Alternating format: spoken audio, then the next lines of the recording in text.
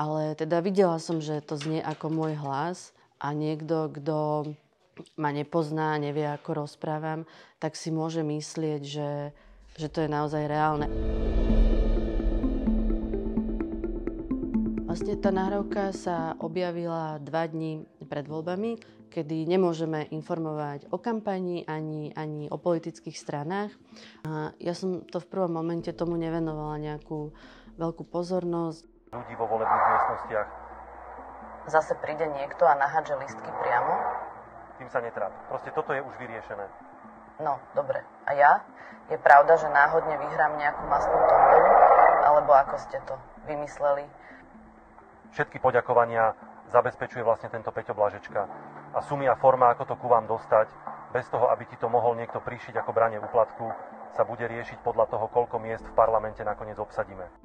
Ale teda videla som, že to znie ako môj hlas a niekto, kto ma nepozná, nevie, ako rozprávam, tak si môže myslieť, že to je naozaj reálne. Približne vieme asi, že koľko ľudí to zasiahlo, že to boli 10 000, ale nevieme, koľko z nich tomu uverilo a koľko pochopilo, že to je podvod. Som dostávala veľa nenávistných správ a reakcií, ale to je vlastne už dlhodobý trend na Slovensku.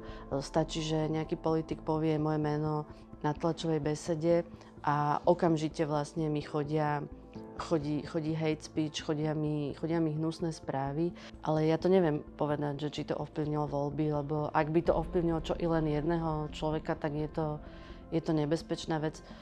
Čiže ťažko povedať, že či to zohralo takú významnú rolu, že to progresívnemu Slovensku zobralo nejaké hlasy, lebo primárne tam išlo o to, aby to poškodilo PS. Ja som bola len prostriedok, ktorý použili. Ale myslím, že si potrebovali vybrať novinára, ktorý je dostatočne známy a je akýmsi symbolom. Aj preto, že som sa dlhé roky venovala investigatívnej žurnalistike. Písala som vlastne o jednotlivých kauzách tejto vlády. Vlastne ani tu neexistuje nejaký trestný čin, ktorý by hovoril, že ak niekto takýmto spôsobom zasiahne do volebnej kampane, tak robí niečo veľmi zlé. Tak nakoniec sme podali trestné oznámenie pre ohováranie a poškodzovanie cudzích práv.